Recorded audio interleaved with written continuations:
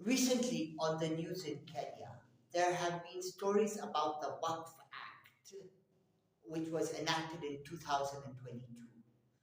Waqf is defined as an Islamic endowment in which assets, land 99% of the time, are donated permanently for religious, charitable, or social welfare purposes and ensure their benefits are used continuously without being sold or inherited.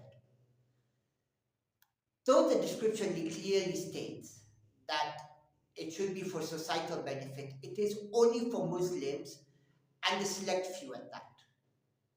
Before I continue, let me make it clear that I have nothing against any religion, but I'm against people who use religion for personal gain. I challenge anyone watching this or who supports the Waqf Act to state in the comments below where Waqf is quoted explicitly in the Quran. Countries that are not secular, like Saudi Arabia, Turkey, Qatar, among others, have given their governments control over the religious boards controlling the Waqf Trust because the board had been given unlimited powers, now limiting their scope and reach. The concept of Waqf has been derived from the Hadiths, which is the same as saying a story. Hadithi in Kiswahili means story. So in essence, a story has given rise to a law that affects the whole of society. I'd like to use the example of India. In 1995, the government of India amended the Waqf Act, giving the board powers to claim any property they could prove had been endowed upon them or endowed upon the Waqf board. As per Islamic rules, it isn't necessary that the declaration be made in writing. This is contrary to the law for the rest of society, where all legal documents have to be signed and notarized by the maker. Hence, from the onset, the law should be declared invalid, the Waqf law. Member who want to come upon an asset to their liking, all they have to do is issue a notice to the owner that the property was Waqf. And even if the rightful owner wished to appeal the notice, it would take place within the framework of the Waqf board, not the judiciary, as is the case in countries like Saudi Arabia now. The birth of Islam. This video that shows how bad the state of the Waqf Act in India is. Did you know that the Waqf Board controls and manages 9.4 lakh acres of land across 8.7 lakh properties with an estimated value of rupees 1.2 lakh crore? This makes it the third largest landowner in India after the Indian Railways and the Armed Forces.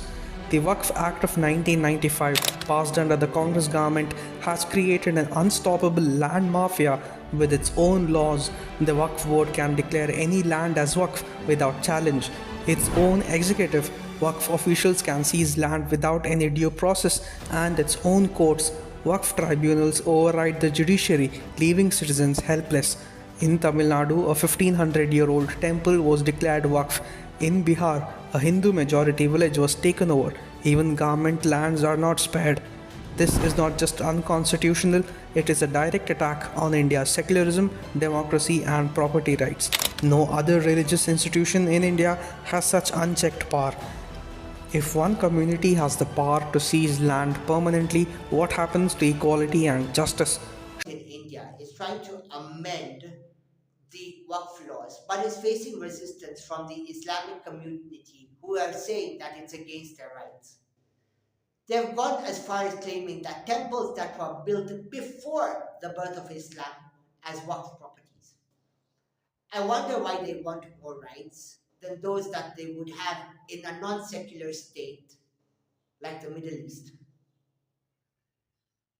I only use the above as an example to show how destructive Waqf can be for society. Let's talk about Kenya now. I read the Act of India and Kenya, and they're more or less a copy paste. The Kenyan Act is a duplicate of the 1995 Indian Waqf Act. Currently, most of the Waqf assets in Kenya are mosques, madrasas, Islamic burial grounds, etc. The new law is trying to streamline the same by appointing trustees to manage the boards they have overwhelming power over, like claiming properties that are not Waqf to be Waqf. Another method individuals running the Waqf board are known to deceive society through is underreporting revenue and pocketing the difference. Kenya should take a lesson from other countries that are secular. Otherwise, this is going to be a noose around the necks of future generations. When you go to supermarkets these days in Kenya, most, if not all, the products are halal certified. Halal in the scope of food and drink applies to meat only. That is, the animal must be slaughtered in the name of Allah, God. The blood must be fully drained and the animal must be healthy. I went around my house checking products that are halal certified and I was shocked. Water, spices, cooking oil, soda, the list is endless. You may now be asking, why is it such a big deal? Will we buy these products forever? Well, it's a matter of cost and morality. You are halal certification costs. Getting halal certification costs money, which is then passed on to the consumer, and it isn't cheap.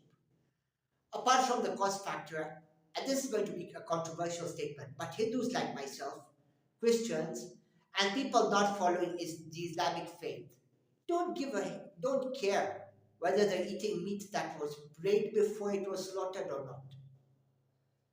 This video has been created as an eye opener, and everything can be argued from both sides. But I'd like to leave a thought. Kenya has a Muslim population of around 10%. Why should the remaining 90% have to follow and adhere to laws that aren't part of their own faith, their culture, and in some cases contradictory?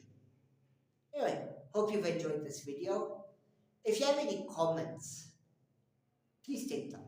And please consider subscribing, liking, and sharing. Thank you.